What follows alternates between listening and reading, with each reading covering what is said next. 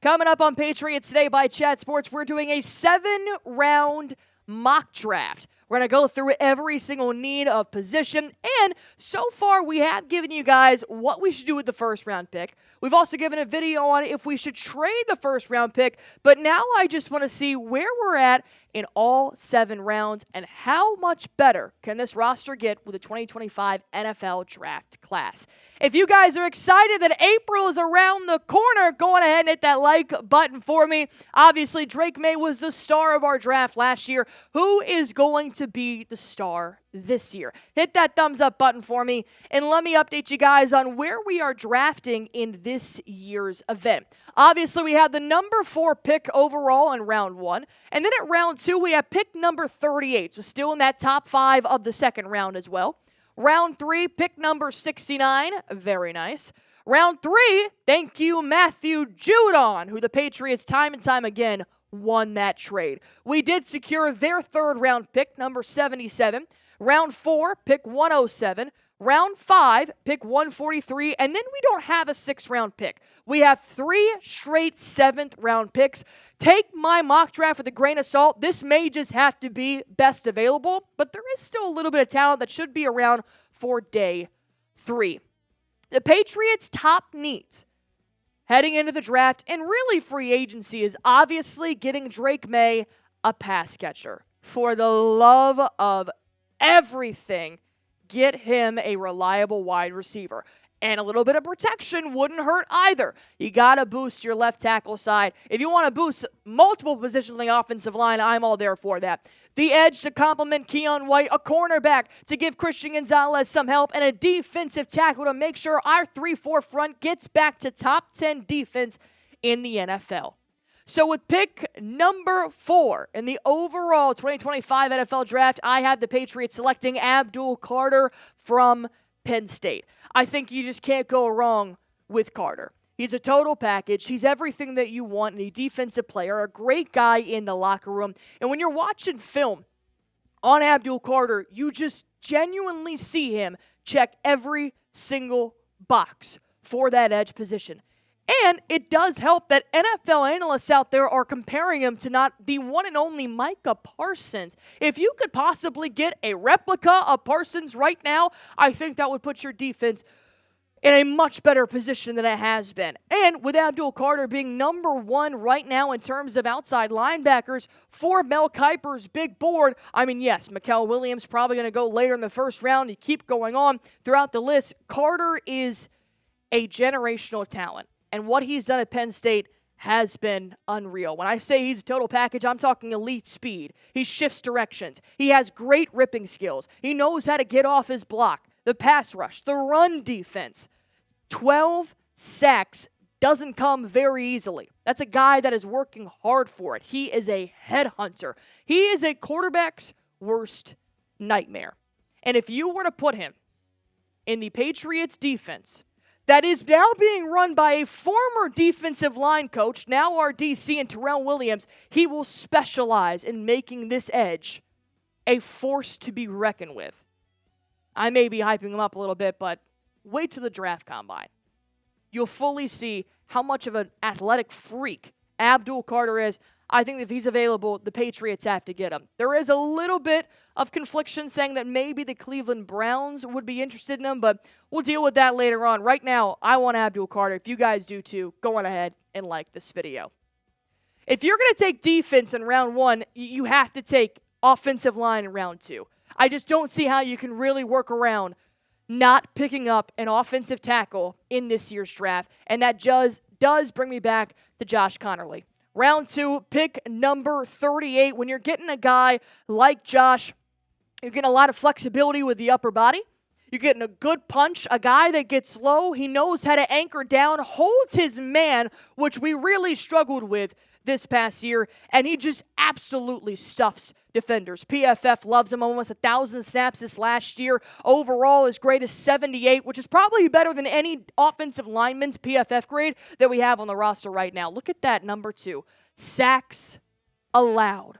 1 sack allowed. 2 hits, 6 hurries, and only 4 penalties. I swear to God, DeMontre Jacobs had 4 penalties in one game alone. We struggled with discipline for our offensive line. And when you get a guy from Oregon, I think he's as disciplined as they come. Watching film, he does not break. He bends, but he does not break. He holds on to that defender, making sure that nobody touches his quarterback, and he's very agile laterally.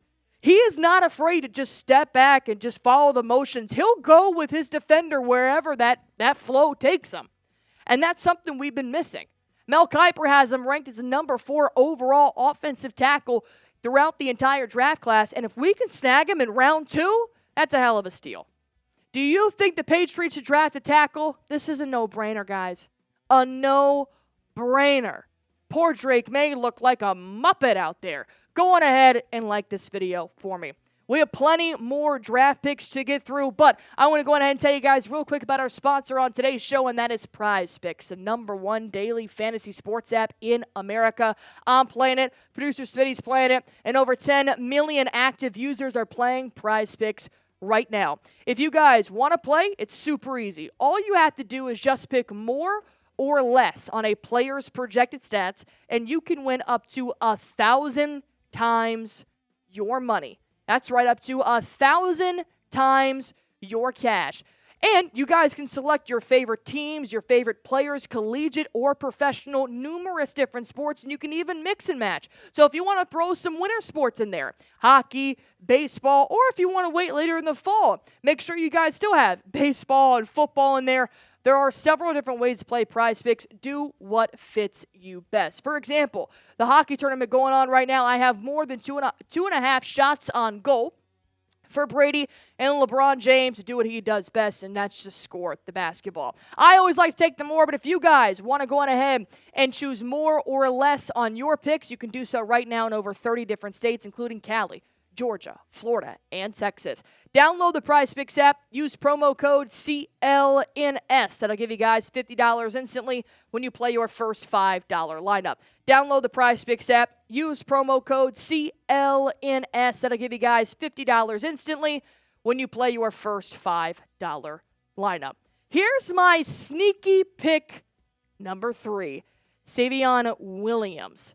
I think this guy is not as good as a Tetairoa McMillan, but does have a couple of shades in the Arizona wide receiver that the Patriots do miss out on him in round 1. You could still maybe get some sort of a replica in round 3, obviously from TCU. Do you see that height? Do you see that height? 6'5", 225 pounds. He's benching 315 right now. He has clocked 22 miles per hour in a game this last year.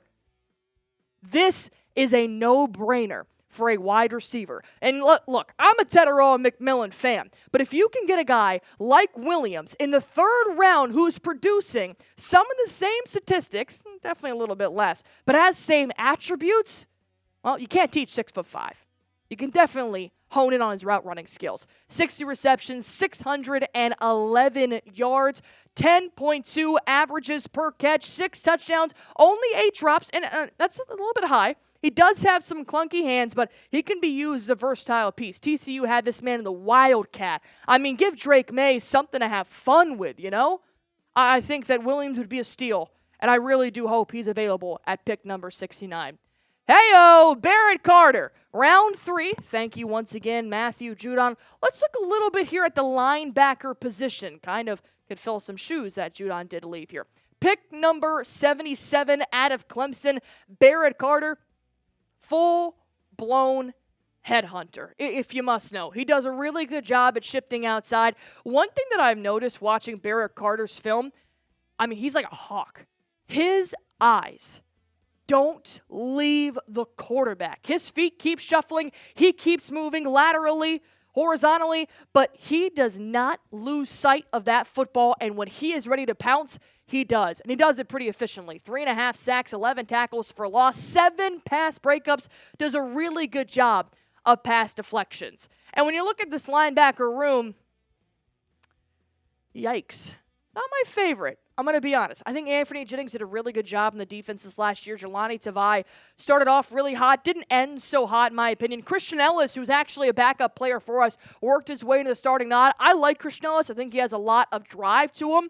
But a Barrett Carter would definitely either provide depth for this depth chart, or it would actually be a good asset like Christian Ellis. Cobee Bryant, not that one. However, he does like to call himself the Mamba. Round 4 out of Kansas. Pick 107. This is a cornerback, so I want to stay with the defense here. We only drafted one defender last year, and that was Marcellus Dial. But I wouldn't be opposed to adding on some cornerback depth to pair with Christian Gonzalez from the draft. He had 4 interceptions, 11 pass breakups, which is how many pass breakups Christian Gonzalez had.